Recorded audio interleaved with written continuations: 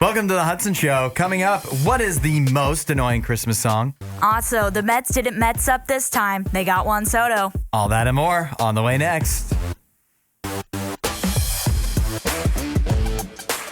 Allie, did you do anything interesting this weekend? I think I did. I know I teased it on Friday, at least, on the show, and got some great advice as far as some name options, but I did go and pick out my cat from the animal shelter, cat shelter. Uh-huh. Yeah. So I have a new little addition to my family. Where is the cat now? Just at the apartment, my apartment. Nobody's watching it? You didn't take the day off to care for it or anything? I mean, that's why I got it over the weekend, so I could spend as much time with a cat at home. I'll say that that's a big plus for cats versus dogs. Mm-hmm. Obviously, cats lower maintenance in general, but particularly if you get a baby cat, you don't, you could say, I need to take the week off from work. But people would be like, no, you don't.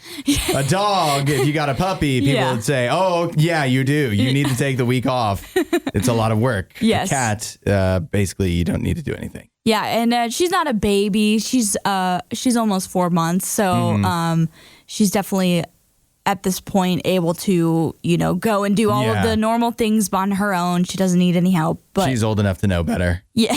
At this point. She does still get into some mischievous situations, particularly with the Christmas tree. But oh, you don't have tinsel on it, do you? No, but that could be a disaster. I had to move up some of the lower ornaments a little higher so that they don't get knocked off the tree. That's fun. Yeah. Redecorate. Wait, what did you wind up? I don't think anybody found out. What did you wind up naming the cat? Ended up going with Noel. Really?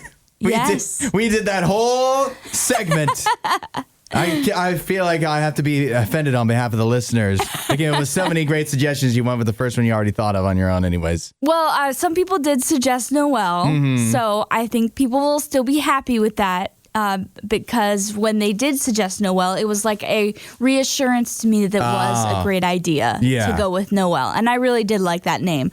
But if there was going to be a boy cat available, which there really weren't that many male cats at this shelter in the age range that I was looking for, I would have gone with Comet for sure. Ah, good choice. Yeah.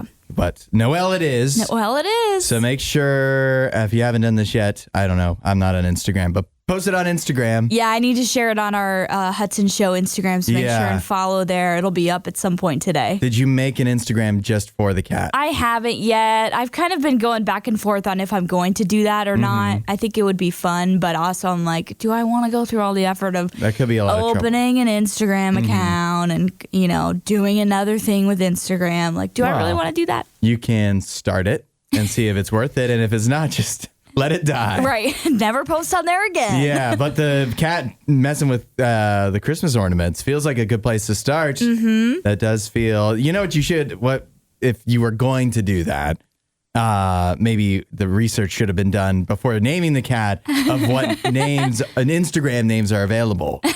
Yeah, that's true. I should have seen what handles are available. Right. You should have taken branding into account. Yeah.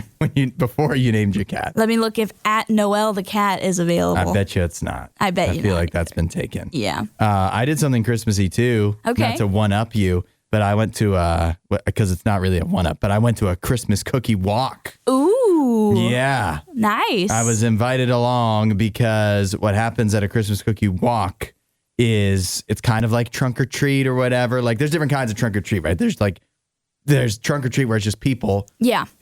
Or there's like the Chamber of Commerce trunk or treat or whatever, where they hand out candy and a business card with everything. Yeah. And that's what Cookie Walk is. But there was 80 booths and they each give you a cookie. Wow. So even for one person that really loves cookies, that's too many cookies. And so you can go kind of as a group and draft the cookies after. At least that's what we did. So yeah, that is a cool thing. I know a few communities I feel like did that this weekend. And I think it's getting more and more popular. I know my downtown Pickerington did their holiday lighting. Looks like Westerville did theirs, which is where our studio is based out of. Because as I was driving into work this morning, it was all the pretty Christmas lights on my way. Yeah. So you didn't do any Christmas lightings though yourself? I mean, my Christmas tree's already up. But I mean, go to one. Oh, no, I didn't. Well, you were too busy with the cat. Yeah. You couldn't leave the cat for that. Just work. just work. Now, the New York Mets got an early Christmas gift yesterday when it was announced that Juan Soto, the biggest fish in the MLB free agent pond, decided to sign with the Mets. He has turned down offers from many other teams, including notably the team he had been playing for this year. That's the Yankees.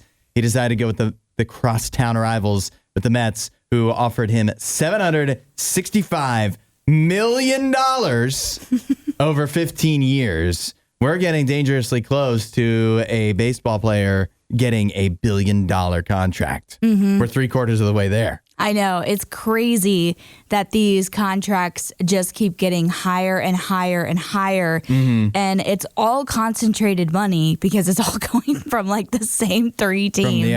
A couple major market teams. Yeah, which is just the Dodgers, the Yankees, and the Mets. And so it's crazy. But I will say, I was shocked to see this news come yesterday with Juan Soto signing with the Mets. But as a Yankees hater, does this make me happy? It does. Yeah, I don't have near the anger towards the Mets that I do the Yankees. So this really felt like a win. Yeah. Like the Yankees now, there are other free agents out there. What the speculation for baseball is that most of the teams were waiting for Juan Soto to sign. Yeah. And then the teams that get turned down now will have to kind of scramble to sign their backup plan. So we should see a lot of signings over the next couple days. But I don't think Juan Soto is one of the top 5 players in baseball. The Yankees aren't going to be able to replace him.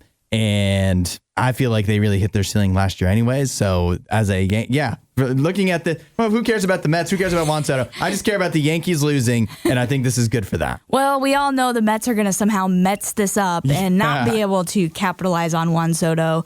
Obviously, they should be able to make the playoffs again, but we'll see what ends up happening with them. This is a huge get for sure for Steve Cohen, for the Mets franchise, and to have Juan Soto and now Francisco Lindor together, it just feels like you have that star power. Pete Alonso still there as well.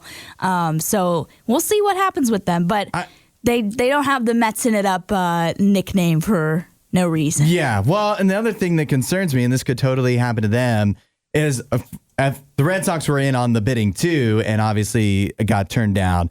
But as much as I would have been excited as a Red Sox fan to get Juan Soto for this big contract, for all of these big contracts, it feels like 90% of the time the players just cannot live up to the hype. Yeah. Shohei Ohtani would be the exception this past year where he went 50-50. But typically, I feel like when you're a player that finally gets this big contract and it's absolutely massive, you can't help but kind of like take things a little easier and maybe not have quite the motivation now that you're going to earn the money either way. Right.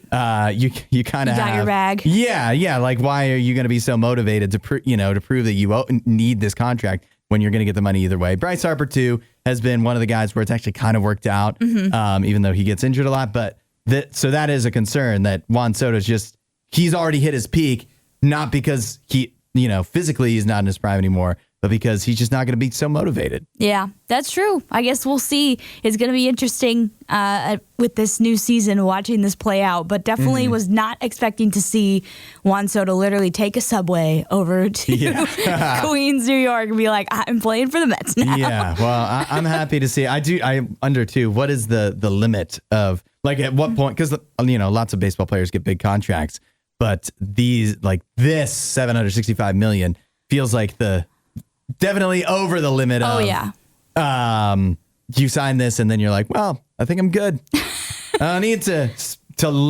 prepare day in and day out like I used to. Time for our box office breakdown. The Monday tradition here on the Hudson Show, letting you know what made money and what didn't in theaters over the weekend, and looking at what we all watched over the weekend as well. If you saw anything, let us know at 8772 RadioU. I'll tell you that looking at the top 3 of the box office this past weekend, no new releases. They're completely absent. So we did the weekend watch list. None of those movies made it in, even actually to the top 5. But number 1 was Moana 2, making a ton more money, breaking more records. It made another $52 million in North America. that has it over 300 million so far just in North America alone, and well over 600 million worldwide. Wow. Everyone's going to see Moana 2. Apparently. I might go tomorrow. Really? Yeah, I don't want to give it too much money. I want to see it on the weekend. I'll give it $6 on a Tuesday. On a Tuesday, yeah. Pad its stats a little bit. Number 2 was Wicked, which made another 34 million. And then Gladiator 3 came in at Gladiator 2 came in at number 3, making 12 million. I do want to scroll through because the rest of the list is funny. Number 4 is a movie called Pushpa The Rule, Part 2. Is that like a Bollywood film? I think so, yeah. It's over 3 hours long. Okay. But the first Pushpa must have been real good. And they're like, we need even more of this. 3 hours 3 worth. hours more. Please give us more Pushpa. And so people did. They did, and it made $9 million in North America. Those Bollywood films are no joke. They make a lot of money. I can't imagine what it made overseas. Red One was number 5. And then you'll never guess. Number 6. You know, we went through all the new releases this weekend. Number 6, not a new release. It's Interstellar.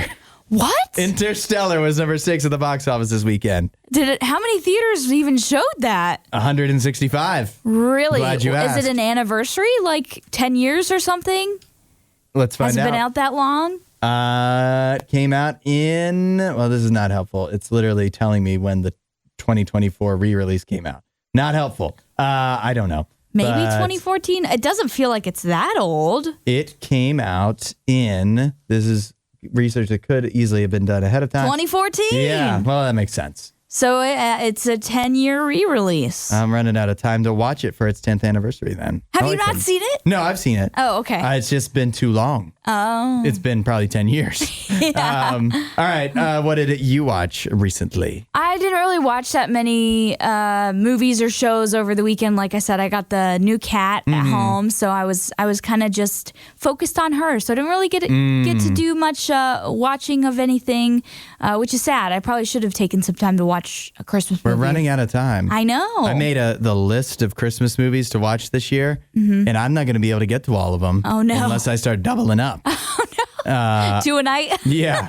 I did watch Elf. Okay. I don't think much needs to be said on that. We all know about Elf. Yeah. The other thing I've watched is Christmassy, and it's a guilty pleasure of mine, and that is It Cake?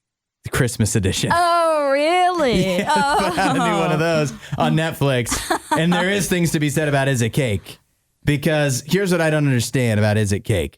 One, so if you watch Is It Cake, there's like the bakers that are competing to try to make cakes that look like real things, right? Right. So part of the way they play and like get advantages is they have to guess. They like see a spread of a bunch of items and they have to go, okay, which of those items are cake? So there's like behind the scenes, Is It Cake bakers too? Why aren't they getting to compete on the show? How do they decide who competes and who's behind the scenes making the cakes for the display? I didn't even think of that. I haven't Yeah. watched the show before, so I didn't know exactly how it all worked. Yeah, that's how they do it. That's always confused me. And then the worst part is that they make all these cakes and they try to disguise them as holiday items, and they barely get eaten. It feels so wasteful, and it's weird to have a baking show where like the taste is hardly considered at all. Right. The taste is literally only a tiebreaker when multiple people fool the judges. Oh, really? Yeah, That's so they don't even care. You could be you could make the worst cake. But if it looks like it's not cake, you win. But do you want to take that risk? Because if the taste is a tiebreaker. Yeah, if it's a tiebreaker. I don't know. I'm just saying you could easily win the competition without making a cake that tastes good at all. Right. It could just be a pile of salt. And for all we care. So it's not the most fair competition I've ever heard of. But it is interesting. All right. Let us know what you watched. 8772 RadioU. That's your box office breakdown. If you go to Disney World anytime soon, this is Disney World right now, Disneyland, you better watch out for Tally the Elf. He's been making the rounds. He's a part of one of their holiday parades. He's one of Santa's elves. And somehow he has access to the naughty and nice list. And so he has gone viral for letting people know whether they are on the nice or naughty list. And I'd be concerned to get the news. You know how like maybe you avoid going to the doctor because you don't want to get some bad news about your health, even though why not? Why not go to the doctor and have them tell you so at least you can change your ways? Why not go to Tally the Elf and have him tell you maybe you're on the naughty list so you still have time to change before it's too late? His tagline is, you got some time. You got some time. So he definitely lets people know that, hey, there's a month left. You still have some time to turn things around. Yeah. Well, it tells you a lot about Tally the Elf at Disney World, how much flair he has, how likable he is, because more often than not on these TikTok videos that have been going around, he's usually telling people they're on the naughty list. Well, it's rare that you're on the nice list and people still love him. Yeah, well, that's true. But I will say, if you ever, as you're watching these Tally the Elf videos, you'll notice every kid is nice and pretty much every adult is naughty. So it's kind of a running joke of that's what he goes for. He also seems to be able to pick out the people that have the cell phones in the parade audience, and he walks on over to them and is like, hey, what's your name? Yeah. So he's good at finding those moments where he knows they probably will end up on social media. So this guy, in my opinion, who is playing Tally the Elf at Disney World, deserves a raise. Yeah. It's interesting, too. When I first saw this, I was like, for many Disney performers, they don't want you to stick out, right? Right. They don't want you to be too memorable to give anything away. But Tally the Elf, I guess because he's not playing a known character. Right. He's not Cinderella. Yeah. He's Tally the Elf. He can do whatever he wants. It's his character. Right. And so he's, definitely give this guy a raise because he's done something that many people dream of, and that is coming up with a character that people love and enjoy. Yeah, people love and enjoy. At this point, I would buy Tally merch. I am fully on the Tally bandwagon. My favorite video so far is the one where he's talking to Ashley, and he's like, Ashley, you're on the naughty list. And he's like, we were rooting for you, Ashley. So I just love it. He's so good. He's got a lot of attitude. I like Tally the Elf, too. Just... I don't need him to tell me I'm on the naughty list. I already know. It's time to change on December 9th. I love Reddit. I love that people just publicly put these stories out there for the entire world to see and hope to be vindicated. We have a woman who recently posted on Reddit asking who's in the wrong, her or her sister. What's happening is the woman in question has decided to skip her sister's wedding. She is not going to be attending the wedding. The reason why is because her sister that's getting married stole her dream baby name for her dog. Oh. The name in question, in case that matters, is Lila. The sister that was going to name the baby Lila says that the reason that she loves that name so much and she's loved it for a long time is because her late grandmother was named Delilah, so it's like a tribute to her, and that she has been talking about this for years, and then her sister's getting married, goes ahead and names her dog Lila. Whose side are we on here, Allie? I definitely think I'm on the... Okay, so here's the thing. I'm on the sister side that's making this post because I do think it's pretty awful that her sister stole the name and is using it for a pet. Also, naming your pet after a grandparent, that's also a little weird to me. Sure, yeah. I know it's not directly after because it's not Delilah, but still, that's a little strange. But yeah, it's odd to me that you would take your sister's name choice and use it for a dog, especially because the sister claims she's liked this name for a long time, has said it multiple times. So she's made it clear that she wants to use this name for a child. She also said in the post that she's had fertility issues. So this is it's been a struggle for her and her husband to get pregnant, and now they finally are. They're having a girl, and this is the name they choose, and they decided on it early. So it's just overall really bad. But I also don't really fully agree with how far she's taking this with not going to her sister's wedding. I would not take it that far. I feel like we're actually on the same page about this because, listen, I'm all for looking for excuses to skip weddings. But when you look down the road, and yes, it is wrong. It's dumb for her sister that's getting married to use this name that she had to have known her sister was super excited about for her dog. She shouldn't have done that. But years from now, when you look back and you miss this wedding and you have to tell people after the fact why you weren't at the wedding. I don't know who you're going to have to explain that to, but you're at least going to have to sit with yourself and think about that and be like, I missed a special moment. Then think about the husband, like the new husband that's going to get. What are you're going to tell him? Like, this is he's been around the family, but this is how you're welcoming him in, right? By not going to the wedding because your sister stole the baby name you wanted, and furthermore, you can absolutely still name your baby Lila. Yeah. Your baby's going to be around longer than the dog is.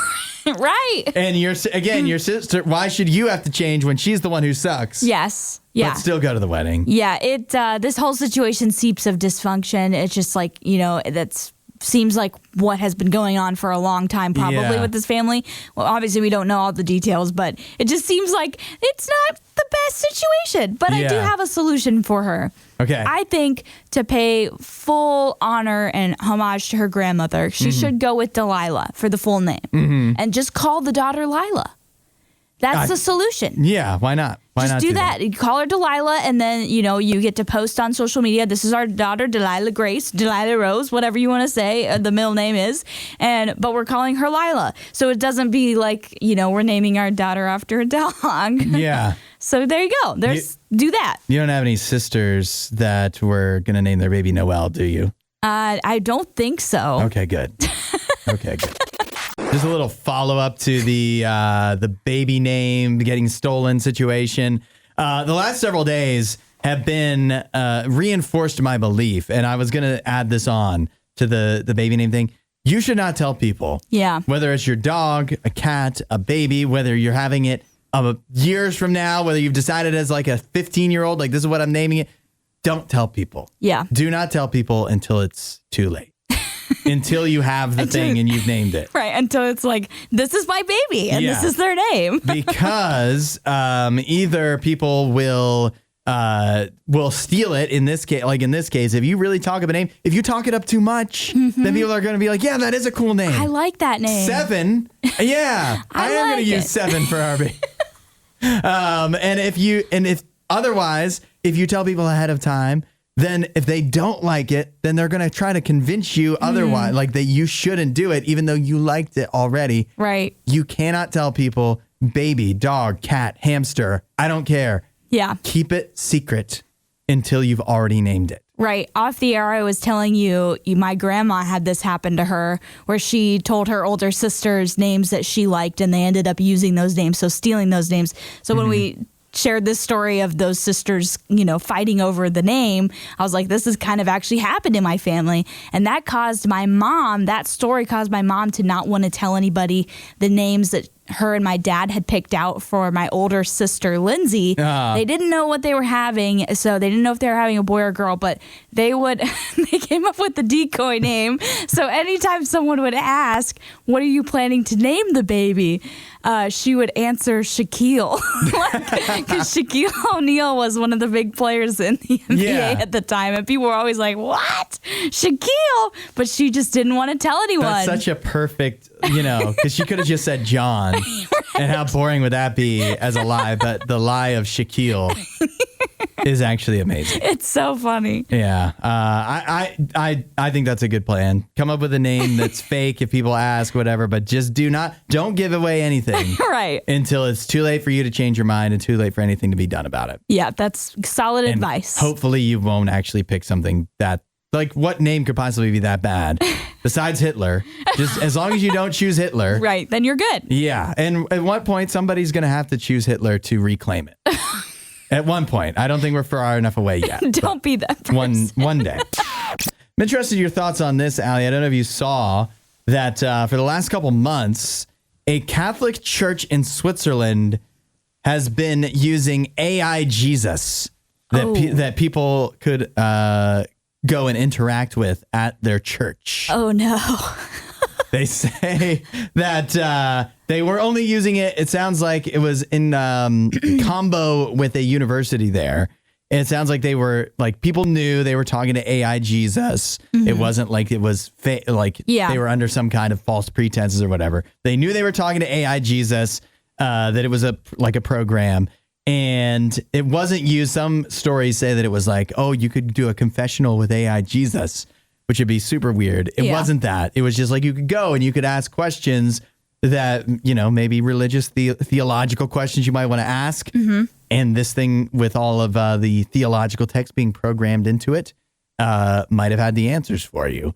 And they kind of did it as a testing thing. It really wasn't like, this is a new part of our, staff at the church. Right. It was just a thing they wanted to test out. And I don't know what they found, what their findings were, but it is interesting.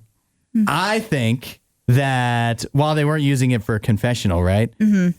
That there is something to be said to me about getting stuff off of your chest. And I think that's part of what, that is where therapy and prayer and like a lot of those things, that's where they're very similar and can all be helpful, is sometimes you just need to say stuff out loud, even if it's not to another person in the room. I think with therapy that can help, but sometimes you just need to talk about your problems out loud, speak stuff out loud, and that can help you get somewhere. Mm-hmm. But I think that it can go a step further when you actually do pray and actually do talk to God and know that he can talk back to you, and not as an AI program, but actually as a deity that has experience, that has answers, and that has comfort and hope and peace that he can offer you as well through the situations you're going through. I think some people, like whether you don't want to do therapy, you don't want to pray or whatever, you just keep stuff bottled up and you never wind up getting it out. And just so simply, you could find a lot of answers just by speaking stuff, especially when God's on the other end, ready to help you out with it. If you want to experience that, RadioU.com/free gift, you can find out more there, or you can just start talking to God wherever you are, and just start getting stuff off of your chest and see what God says back. You want to know more? RadioU.com/free gift is a great place to start. At RadioU.com too, you could check out the RadioU Christmas channel, which will, I'm sure, give you a little bit of hope and joy in a different way for the holiday season as well. It does feel like just yesterday we got started with the college football season. Now the regular season is done and behind us, and we have a college football playoff ranking that is final. We have a bracket that is set, and we are ready to play, to watch some playoff games. By the way, does this sound familiar? The College Football Playoff Reveal Show. Brought to you by Toyota. That guy's voice. So funny. And our guy NF got a lot of run during the College Football Playoff Selection Show. So here's what we have. The byes are Oregon, Georgia, Boise State, and Arizona State. And then the matchups, rate these matchups. 5-12 is Texas versus Clemson. Okay. Ohio State gets to host Tennessee. That's 8 versus 9. Yep. Penn State hosts SMU. SMU got in over Alabama. Woohoo. And Notre Dame will face Indiana in an in-state rivalry matchup in the 7 versus 10. How do you feel about the bracket now that it is finally here? As an Ohio State fan, obviously I love it. I love that we're in, but I also love that they get to play a game at home. That's an awesome thing, and I'm glad. Now, you watched the College Football Playoff reaction show. Yes. Kirk Herbstreit thinks that could be a negative. Really? That? Yeah. Did you see him say that? I guess I turned off before he said that. He said, I don't know if he even said, well, it could be a positive because you have the home field advantage. But then again, he definitely said, wait till Ohio State gets down 7-0 or goes 3 and out and Ryan Day starts getting booed and see how much of a home field advantage it will really be at that point. Oh, it's true. I mean, I don't know who Ohio State can beat if they look as bad as what they did against Michigan. But to me, this is a laying of the gauntlet for Ohio State right now. For Ryan Day, save your job. You have one thing to do. Yeah. Just make it to the championship. He's shown that he can coach well under pressure in the past. Oh, wait. So they should be good. Some people, I think the committee actually, and I hate to say this, and this doesn't mean that they always do this, but it does mean they did it this year, the best job they really could. I think they finally, not only did they stick with what they had consistently said, which is that we were going to value championship, not only winners for the conferences, but also just making it to that game. They were going to value that. By putting SMU in above Alabama, they stuck to that. Yeah. And if I was going to quibble, it doesn't make a lot of sense to me that SMU, like if you're not punishing them for the conference championship game, why did they fall below Indiana? Neither of them have a lot of great wins. But SMU But that's just nitpicking. I mean, they're 11 and 10. It doesn't really matter. Yeah. Some people were complaining about the committee. Oh, now Oregon, they go undefeated. They have the toughest road of anybody. That's not the committee. Like, what are they supposed to do? Yeah. Seed teams wrong? Like, this is the format. Similarly, like, oh, Arizona State and Boise State get buys. What? That's not, the committee didn't make those rules. Yeah, the conference has agreed to that. They are dumb rules, but the committee didn't make them. So I think they did the best they can. People are like, Penn State's going to go straight to the championship because they have such an easy road. Have you watched Penn State in a big game? Right. I don't think it's a guarantee that they're going to beat Boise State. Did you forget that Boise State only lost to Oregon by 3 points? Mm-hmm. I don't think it's a guarantee they beat SMU. Yeah. You never know. And we don't know. What I will say is, as much as Oregon looks like the best team so far this season, I think the winner of Notre Dame, Georgia I would pick, if I'm picking a champion, I'm picking one of those two teams.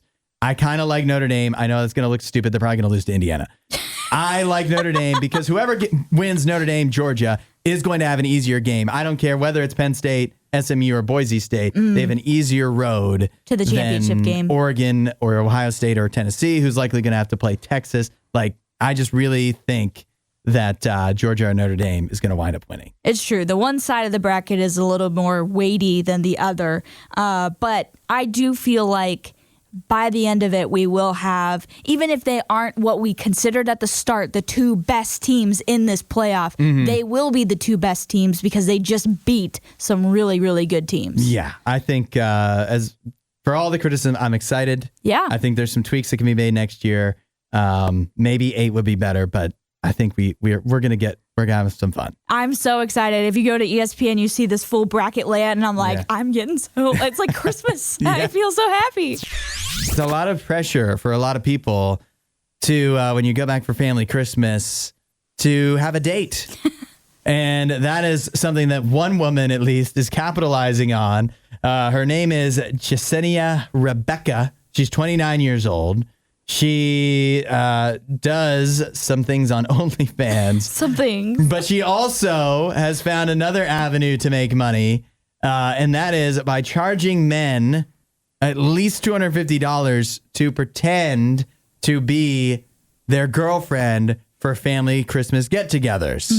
And now how much you're willing to pay depends on how much she's willing to lie and make up and act for you at these Christmas get-togethers. But for the $250 price tag, you also have to give her a gift. She will go to your family dinner for 2 hours.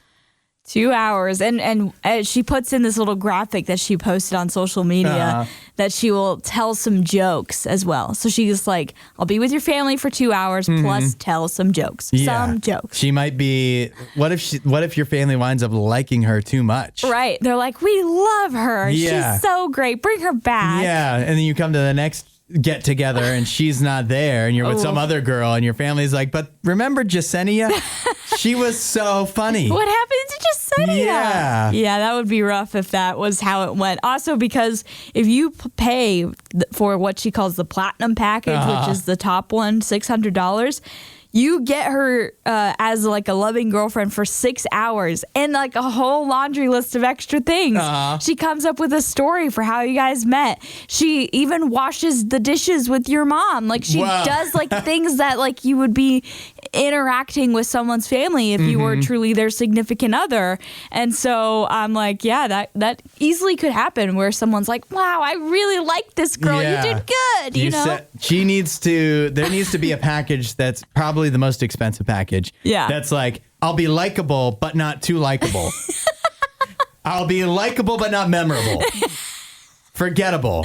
Yeah. I'll just be there. Right. Yeah. So that you don't have any future awkward conversations with your family about me. Yeah. Which basically means just show up and don't talk and don't pose in the family pictures because then we'll never remember. Yeah, you. she cannot be in the family picture. Especially if somebody recognizes her later on. That's that'd be bad. That would be trouble. terrible. But I do think it's funny every time I go back sometimes and I'll look through old family get-together photos and I'm like, yeah, they're not dating so-and-so anymore. That person left after this. Yeah. And, it's funny how those relationships change over time. My wife's family still looks at family Christmas pictures and thinks, hopefully he'll, I can't wait till one day. When can we get rid of this Hudson guy? Yeah, he stuck around way longer than we would have thought. They had running bets going for how long you'd make it. And I beat them all. You beat them all. Yeah, against the odds. Well, this is an option for you if you're a lonely guy for the holidays. Yeah. And you just want to avoid those conversations. Want to kick the can down the road a little bit. Yeah. This is an option for you. Speaking of the holidays, on Friday we were here talking about how Allie, you were going to get a cat over the weekend and name it something Christmassy. Laura texted in. She said her and her family want to know what you named the cat. Yes, I named it Noelle. So it's a little girl kitten, a female kitten that we got. She's about 3 months old. Did you give Noelle a middle name yet? No, didn't give her a middle name. I was thinking about doing a middle name with the name that the shelter had for her, which was Hyacinth. She was actually a part of a litter of 6 cats that an elderly woman had brought in. She had fostered them for about 2 months, and she was 82 years old. Oh, wow. Had found the mom cat on her porch one day, and the mom cat had the litter. But all of the cats were named after flowers, and that's cute. There were only 2 of them left when we went to the shelter, and the one behind us, the people behind us in the line to adopt, were getting the sister to Hyacinth or Noelle that was left. So there were none left after that. So I felt kind of bad, splitting them up, but they were obviously already all split up. Yeah. And that's just kind of how it goes sometimes in those shelters. But I haven't thought about a middle name yet, but I was thinking about maybe potentially Hyacinth. So I guess I have thought about it. This is a nugget for maybe, I don't know if I've ever mentioned this before. Zafira the dog has a middle name. Yeah. Peanut Butter. Ooh, peanut butter. Does she like peanut butter? She does, but it's because of BoJack Horseman, Mr. Peanut Butter the dog. Oh. BoJack. Yes. That's what you think about. We were watching at the time. You can tell by Zafira's name. All right. All that nice Christmassy, cat feelings. Yeah. Let's crush that by opening up the Hudson hotline.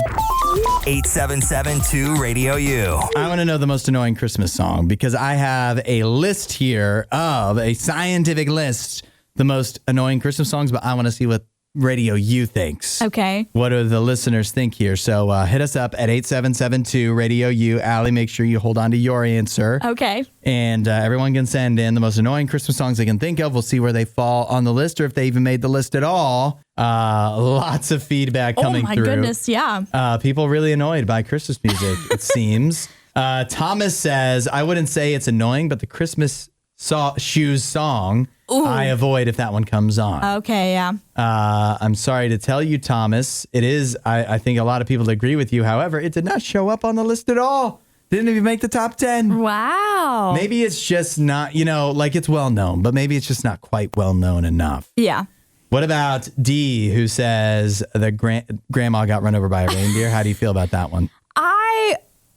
I guess I don't listen to that one enough to get annoyed by it, but I can imagine if you heard it a lot, it would get quite annoying. Yeah, I find that one very annoying too. I tend to, it's not on any of my playlists, I'll tell you that. And it also didn't make the top 10, believe it or not. This is a wild list, actually. Oh, no. I'm excited to hear it.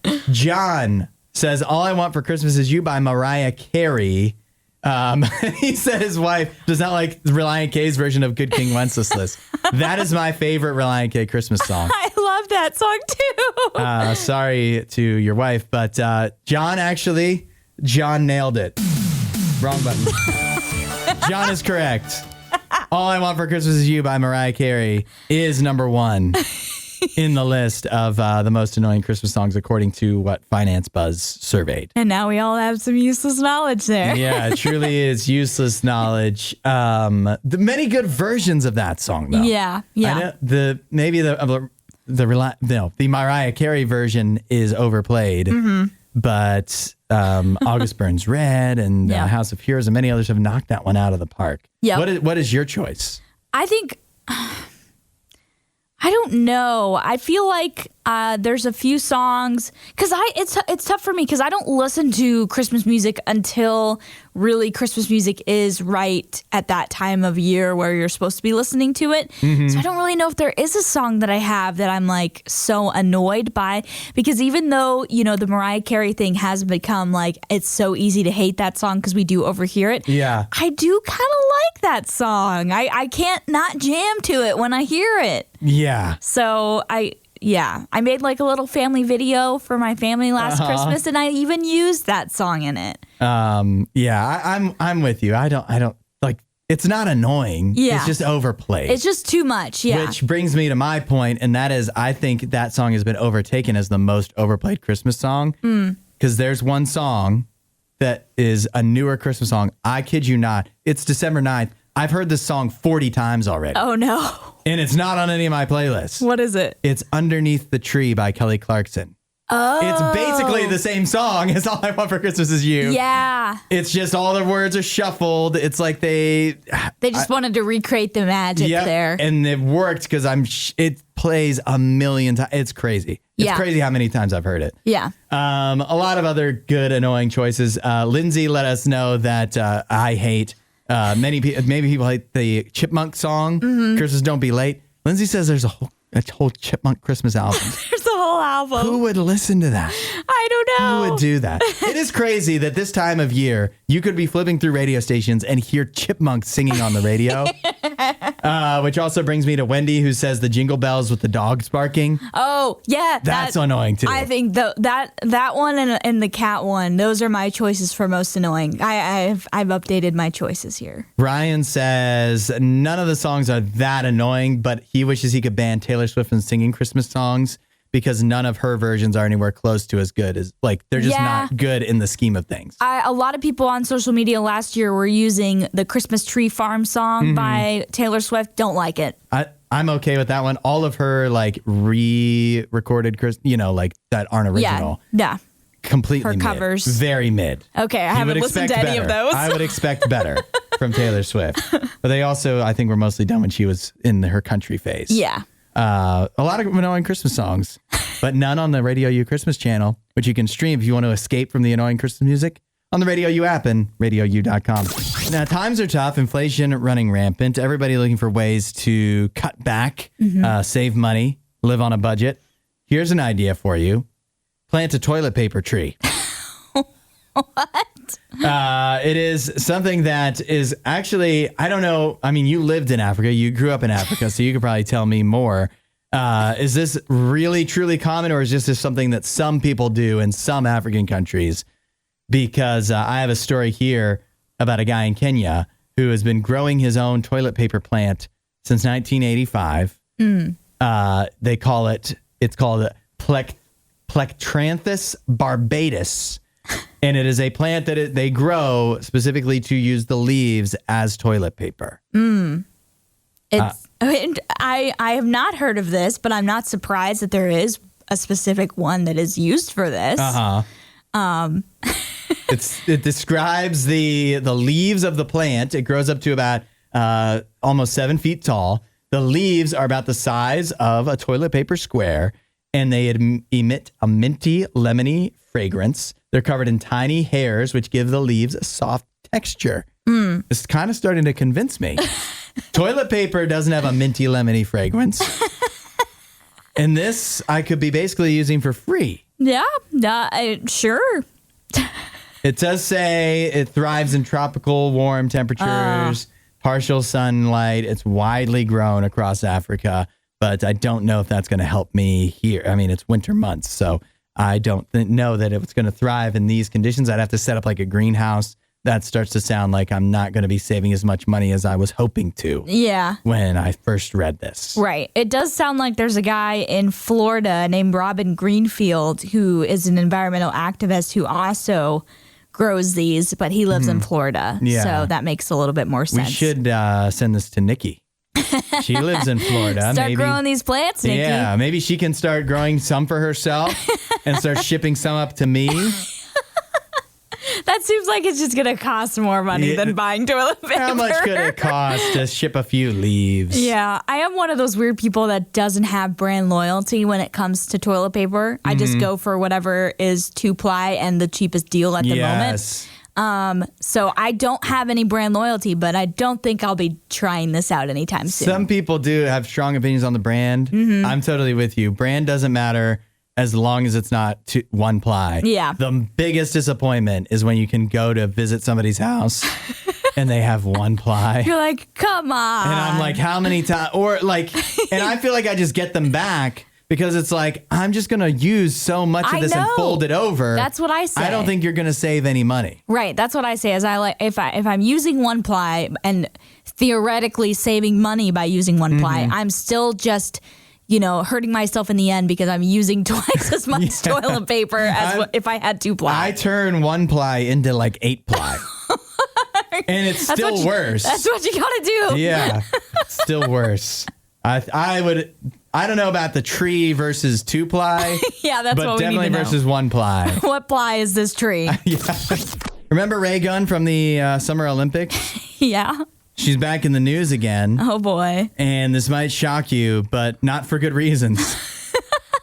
Why can't Ray Gunn ever just have anything good happen to her? It just seems like it's all bad news anytime she's in the news. The bad news this time is that Ray Gunn the musical has been canceled. Oh. Ray Gunn the musical was supposed to be a musical. I don't know where it was supposed to be going on, but it was helmed by Steph Broadbridge, a creator. No, she is the creator of this musical. A comedian who was hoping to be putting on this musical. But she unfortunately was contacted by Ray Gunn's lawyers and told that this cannot happen. This cannot go on, Ray Gunn the musical. There was many reasons the lawyers cited that they did not want this musical to exist, including they were concerned that in the musical they would do the dance that Ray Gunn did at the Olympics. Mm-hmm.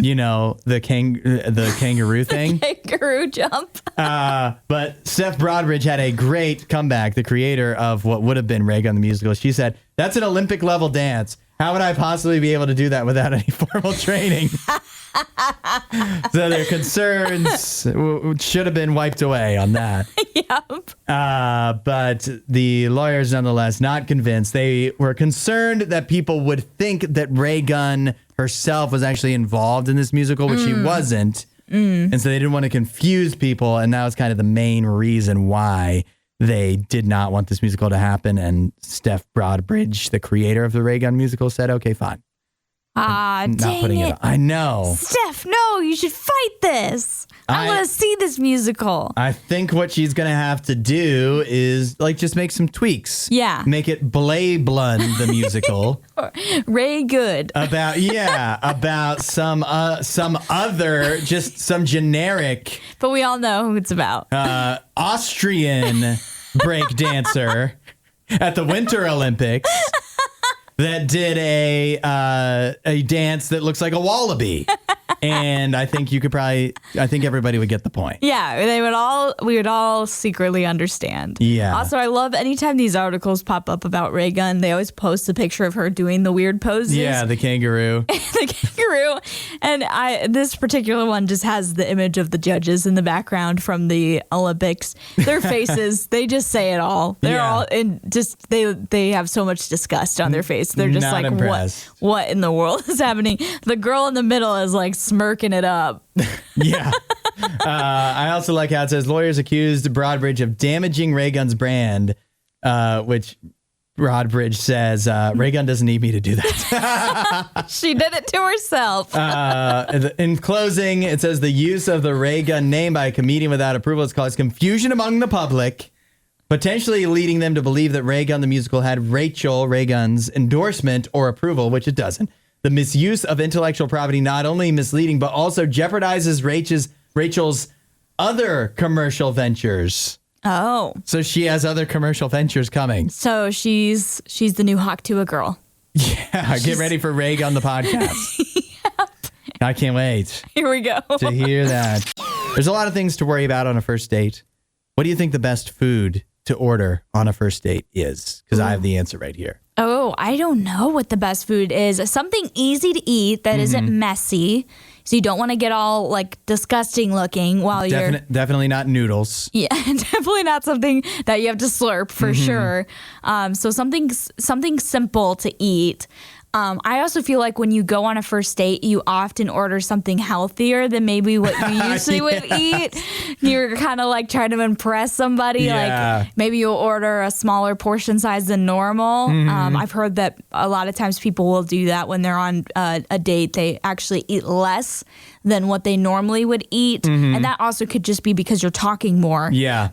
But yeah, I feel like it has to be something easy to eat, not messy, and probably healthier than what you usually get. So I need a specific dish. Maybe like a chicken salad or something. Oh, you're on the right track. According to this survey here, the top first date meal, the top entree, roast chicken breast. Oh, yeah, I mean, that'd be easy. Clean, pretty, fairly healthy. Yep. That was number one. I love number two, and that was like number one by a pretty large margin. Okay. Number two was salmon. Okay, yeah. Salmon's also easy to eat. Yeah, easy to eat, and less likely to get stuck in your teeth, I think, than chicken breast. True. If you're worried about that type of thing. And I just like salmon a lot. Yeah, so. and also a healthier dish. And then the next couple choices were steak and filet mignon. I feel like you're sending a message if you order filet mignon on a first date. Who's paying for this meal is what I want to know. Yeah, that's right. If you're the guy, maybe you're trying to like signal like, hey, order what you want. I can afford it. Yeah. Yeah. Wealthy here. I work in finance. Man in finance.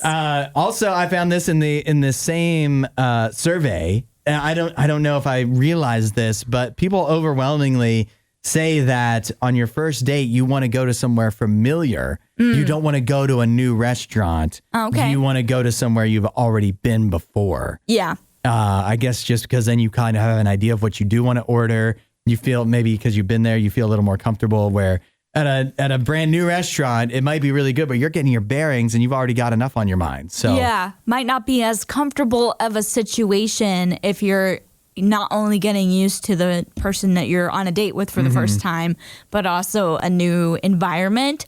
But I have been on dates where I've not only am I meeting this person for the first time in person, but also I have not been to that restaurant before. And I've never been like, this is a terrible, date or whatever, because I've never been to this, restaurant. The restaurant should not be what makes or breaks the date. Right. But it does make me think I was thinking too hard and trying too hard when I was dating. Okay. Because I would try to like impress by like picking a restaurant. Oh, you haven't been there? Oh, you've got to try this.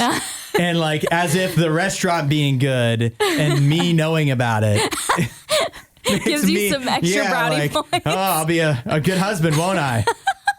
You know how to pick a restaurant. Yeah. Don't I look a little hotter here? Because you didn't know about this place?